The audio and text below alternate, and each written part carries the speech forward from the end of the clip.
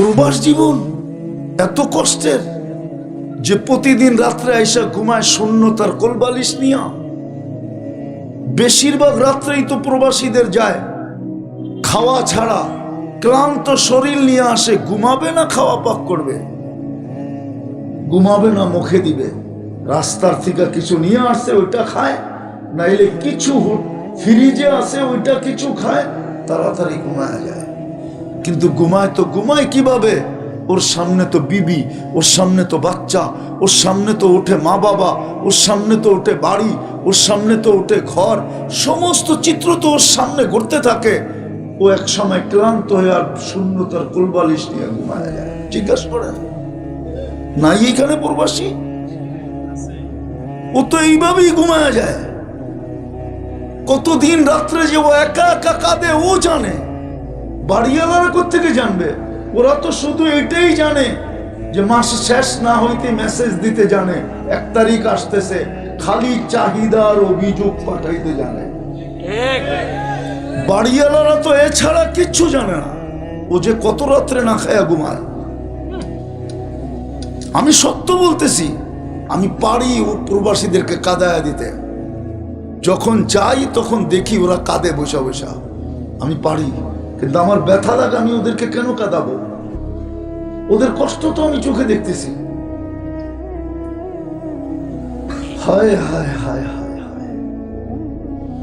মুসলমানের প্রথম কিবলা বাইতুল মুকাদ্দাস, ওইখানে বুম, যেখানে মেরাজের রাত্রে ১৬ লক্ষ নবীদের সশরীরে আগমন। ওই আগমন কি রুহানি হয়েছিল নাকি? বলো গোলামা, সশরীরে ১৬ লক্ষ নবী আসছেন। আমাদের নবীজি ইমামতি করছেন, বক্তৃতা দিয়া পাশ করছেন। ওনার মতো বক্তৃতা কারো হয় নাই। তারপরে ওইখান থেকে মেরাজে গেছেন, উপরে উঠছেন। ওই জমিনে বোম ফাটবে না তো ফাটবে না কেন? কেন ফাটবে না বলেন আমাকে? যেই উম্মতের যুবকরা চুল কাটে নেটে দেখা, যেই উম্মতের মেয়েরা সাজগোজ করে নেটে দেখা, যেই উম্মতের মেয়েরা চলে বেপরদা,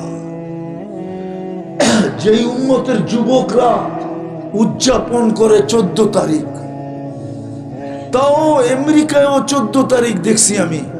ওদের চেয়ে লক্ষ গুণ বেশি বাংলাদেশের যুবক যুবতীরা উদযাপন করে। আমেরিকাতে 14 তারিখের জন্য কোনো আলাদা পোশাক নাই। বাংলাদেশে 14 তারিখের জন্য কারখানায় এখন থেকে পোশাক সাজানো ছাপানো শুরু হয়ে গেছে। ভালোবাসা ডের পোশাক ভিন্ন, শুধু যুবকরা ফুল দেয় না। আমি দুঃখে বলতেছি, হাসানের জন্য না, হোটেলে বসে খাওয়ায়, বাড়ির জন্য পার্সেল দেয়, পারে না পায়ে ধরতে, শুধু এতটুক লেখায় নিতে। ওর মনে ভালোবাসা আছে কি নাই এটা ওর বিষয় না, ও এটা তাকায় না। ওকে মিন্নির মতো জবকেরা বাড়িতে পাঠাবে কিনা এটাও ও দেখে না। ও শুধু দেখতে চায় মেসেজে I.ইউ। কিন্তু এইখানে 99 ভাগ স্যাক খাওয়া। একবার স্যাক খায় নাই, একাধিকবার স্যাক খাইছে, তারপরও দৌড়াইতেছে। ও যদি উম্মতে মুহাম্মদী হইতো, যদি উম্মতে মুহাম্মদী হইতো, তাইলে তো ও শিখতো 14 তারিখ কোথায় আছে। 14 তারিখ তো জান্নাতে ডেলি 100 বার আছে। যুবক, 14 তারিখ জান্নাতে ডেলি 100 বার হবে। কথার মোড় ঘুরা দিল দেখা, নাইলে আমি পারি। তুমি সারা রাত্র খালি বালিশ কামড়াইবা আর বলবা মরমু কখন, জান্নাতে যামু কখন। আমি তোমাকে বালিশ কামড়াইতে বাধ্য করতে পারি। বালিশ কামড়ানো বোঝো না? বোঝে, ফিডার তো খায় না। এমন জান্নাত শুনামু যে তুমি বালিশ কামড়াইবা যা, যে হায় কবে মিলবো। ও 14 তারিখ উদযাপন করে। 31st নাইট এই এলাকায় উদযাপিত হয় না? কয়দিন বাকি আছে? আজকে 11 তারিখ। এখন থেকে প্রস্তুতি চলতেছে। জিজ্ঞাসা করেন এদেরকে আতশবাজির জন্য কোথায় পাবে, কোন জায়গায় পাবে, পয়সা কিভাবে জোগাড় হবে, কে কোন জায়গায় দাঁড়ায় ফুটাবে, জিজ্ঞেস করেন। প্ল্যানিং চলতেছে এখন থেকে। অথচ নবীর উম্মত, মুহাম্মদুর রাসূলুল্লাহর উম্মত। কথা শেষ জায়গায় নিয়ে যায়, আর আগে করার সুযোগ নাই। ওই নবীর উম্মত যে 23 বছর চোখের পানি শুকায় নাই। 23 বছর তো চোখের পানি শুকায় নাই, আমি প্রমাণ দিতেছি। কিন্তু এই হাদিস নেটে খুঁজলে পাওয়া যাবে না, কিতাবে খুঁজলে পাওয়া যাবে। আমাদের ইয়াং কিছু আছে, ওনারা মাঝে মাঝে আমাকে ফোন করে আর বলে, হুজুর গুগলে তো দেখলাম, পাইলাম তো না, নেটে তো দেখলাম হাদিসটা, পাইলাম না। নেটে কোত্থেকে পাবে? কিতাবে খুঁজলে পাবে। মনে হয় বোঝেন নাই? হ্যাঁ, নেটে খুঁজলে কোত্থেকে পাবে? জিবরিল আর মিকাইল জিজ্ঞাসা করছে, মা জালা আরাকা তাবকি, যখনই দেখি কাঁদেন কেন? মুদ্দাসসির যেদিন থেকে নাজিল হয়েছে ওদিন থেকে কান্না শুরু হয়েছে। মুদ্দাসসির, সূরা মুদ্দাসসির যেদিন নাজিল হয়েছে ওদিন থেকে কান্না শুরু, ওদিন থেকে চিৎকার শুরু। লাফে ফিল ফিরাশ ফালা নাওমা ওয়ালা রাহাতা বাদাল ইয়াউম। বলছে কাঁদেন কেন? বলছে উম্মতের জন্য চোখের পানি থামে না। 23 বছর কাঁদছেন। মৃত্যু লগ্নে যিনি এখন চলে যাবে আল্লাহর কাছে, চোখে পানি ঝরতে ছিল। ভালো মতে বোঝেন, কাজে দিবে, নাইলে প্রথম জায়গার থেকে আউট হয়ে যাবেন। হ্যাঁ হ্যাঁ, আমি মানি কবরে 3 প্রশ্ন হবে, কিন্তু ইমাম বুখারী মানে না। বুখারীতে 3 প্রশ্নের কথা নাই। ইমাম মুসলিম মানে না, ওটা তো 3 প্রশ্নের কথা নেই, একটা প্রশ্নের কথা আছে। নিয়ে আসেন, বুখারী খুলে দেখায় দেই।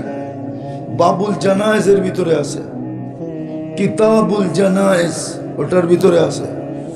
উনি একটা প্রশ্ন লেখছেন, এক প্রশ্ন। কেননা এক প্রশ্নই সমস্ত প্রশ্নের সমাধান করে দিবে। মনে হয় ওনারা মানতেছে না, সেনুয়ার হুজুররা মনে হয় মানে না এটা। বুখারীতে 3 প্রশ্ন নেই, আবু দাউদে আছে 3 প্রশ্ন। বুখারীতে 1 প্রশ্ন, মা কুনতা তাকুলু ফি হাদার রাজুল, তুমি দুনিয়ায় থাকতে এই ব্যক্তির ব্যাপারে কি ধারণা ছিল তোমার, কি বিশ্বাস ছিল, কি ভাবনা ছিল, কি চিন্তা ছিল, কি আদর্শ ছিল তোমার এই ব্যক্তির ব্যাপারে। তারপরে আল্লাহ প্রশ্নের জবাবও দিয়া দিছেন।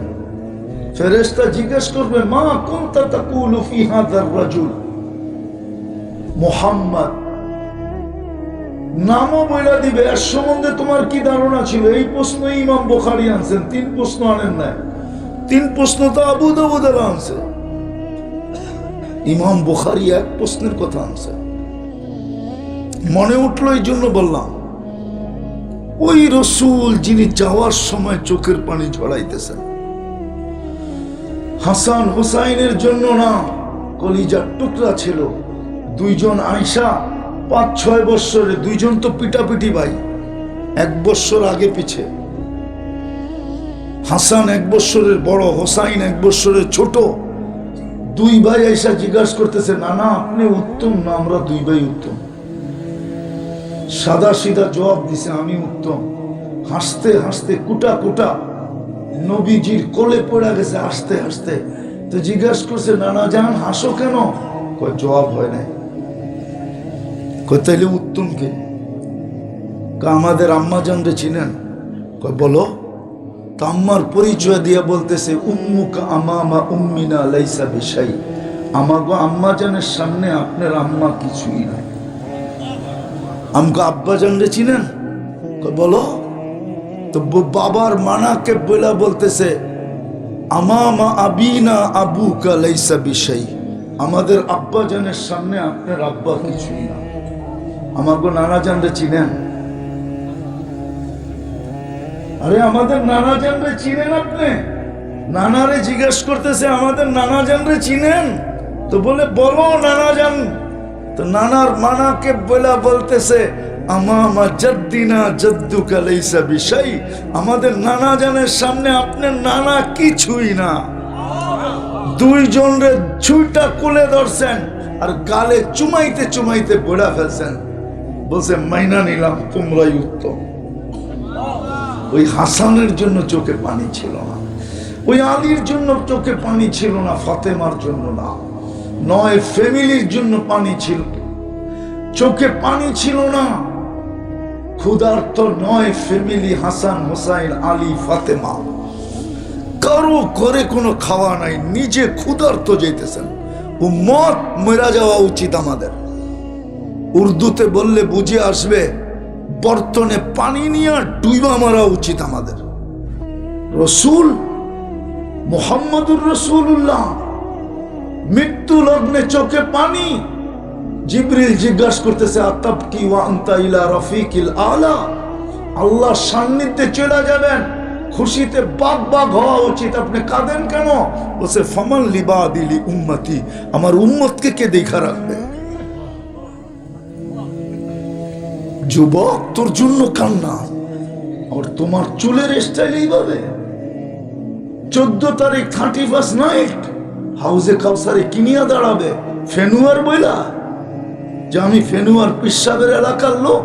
দুই পীর ছিল আমাদের এখানে, বা 100 পীর আমার এখানে ছিল, আমি ওই এলাকার লোক। রাগ হয়ে গেলেন?